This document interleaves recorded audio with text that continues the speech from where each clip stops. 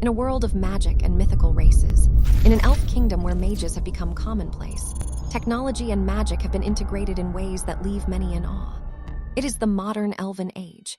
Their society is divided into three classes: the poor in the slums, the middle-class earners, and the nobility. The nobility, descended from the very first elven king, are the rulers and lawmakers. In one such family, the house of the Duke of Durech, lives his only daughter. She is 18, the very definition of beauty and elegance, one of the most highly educated individuals in the kingdom. She is a jewel, treasured above all else by her father. But despite all her wealth and splendor, this elven teen is always plagued by one problem. Every night, whenever she slumbers, she always has the same vision. The dream always started with the taste of dust. Not ordinary dust. This was ancient, bitter stuff. It coated Elara's tongue the moment sleep pulled her under, no matter how clean the air in her bedchamber, no matter how fine the silk of her sheets. Then came the sight of it, the city. It sat in a desert of ash-white sand under a black sky pinpricked with hard, unmoving stars. Its towers were knife-sharp, built from a stone that drank the starlight. They stood in angles that felt wrong, a geometry that made her head ache. And in the center, a gate. A huge, open maw of a gate, carved with spirals that seemed to squirm if you just glanced away from them. Every night she found herself standing before it. Every night, a slow, deep thump, thump, thump pulsed out from the darkness within, a sound you felt in your teeth. And every night, a terrible pull started in her chest, tugging her toward that opening. She was Lady Elara of House Durech by day, fluent in 3 languages and intermediate transmutation. Here, she was a leaf in a gale. Her feet, bare and cold, would scrape forward in the grit. 1 step, 2. She always woke just before the threshold. She'd bolt upright, gasping, the phantom grit still between her teeth, her heart hammering a frantic rhythm against her ribs. The soft glow of the monolamps outside her window would slowly resolve her room. The polished sungwood, the crystal trinkets, the portrait of her mother. Reality. Safety. She told no one. What would she say? Her father, Duke Valerian, was a man of the new age. His home was a symphony of techno-arcana, windows that tinted at a spoken word, a library where books read themselves aloud in gentle tones, a hearth that lit with a snap of his fingers. He looked at her with a pride so vast it was like a second son. She was his legacy, proof that their ancient bloodline had not only survived but thrived in this brilliant era. To tell him of this creeping, ashen nightmare. It felt like spitting on everything he'd built. It was a madness, a flaw in the perfect gem. But the flaw was deepening. It began to bleed. During a lecture on ley line harmonics, her professor's intricate chalk diagrams would twist, for a heartbeat, into those maddening gate spirals. At a state gala, laughing with the son of a marquis, the murmur of the crowd would drop away, replaced in her mind by that awful, rhythmic thump. The dream was no longer content with the night. It was hungry for her days. The breaking point came in the house archives. She was supposed to be researching pollination charms for a horticulture thesis. But her hands, moving as if guided, bypassed the crystal data slates and went to the oldest section, where the air smelled of forgotten things. She pulled a heavy, leather-bound tome, a bestiary from before the dynasty. She flipped through pages of inked wyverns and spectral foxes, her heart beginning to race with a dread she didn't understand. And then she saw it. A rough woodcut print, a city of sharp towers, a gate of spirals. The caption in faded ink made her blood run cold. Ul'Tharos, the unsunned city, a mirage said to dwell in the deep desert.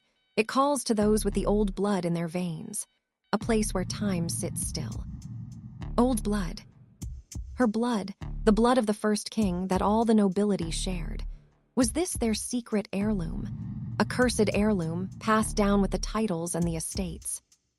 That night, the dream's pull was a physical pain, a hook in her sternum. For the first time, she fought it. She dug her heels into the cold ash, muscles trembling. "What do you want?" she screamed into the consuming silence.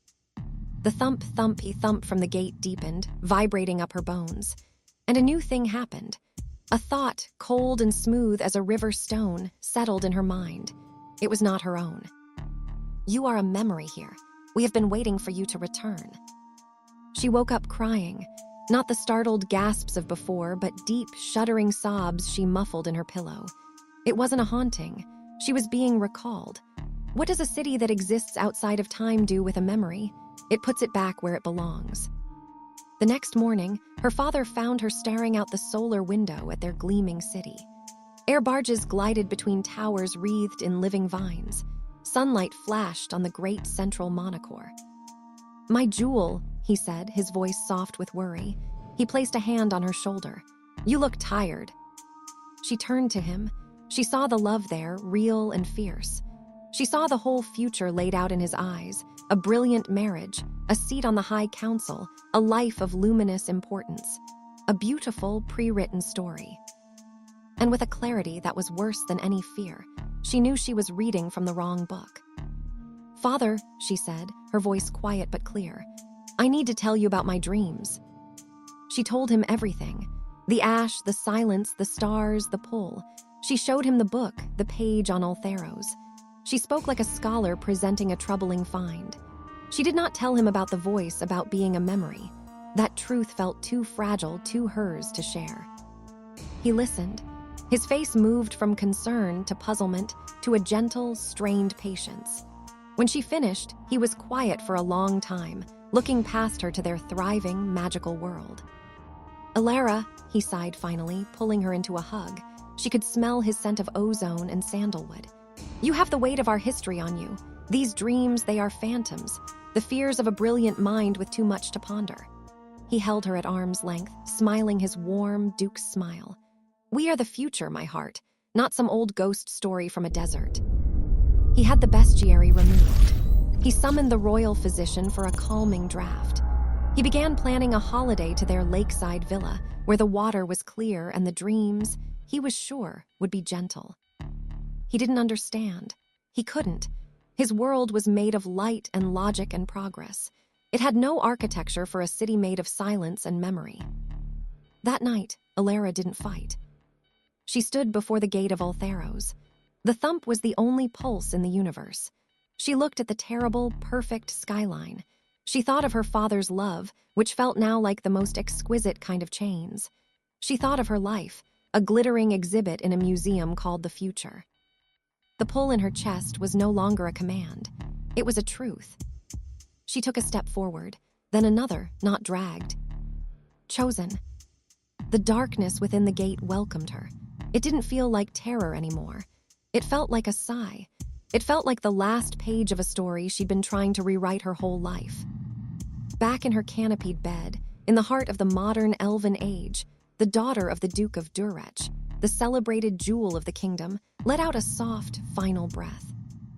And in a city in a desert that sits just outside of time, under stars that have never known motion, a new spire, sharp, cold, and silent, pierced the skyline. It had not been there before.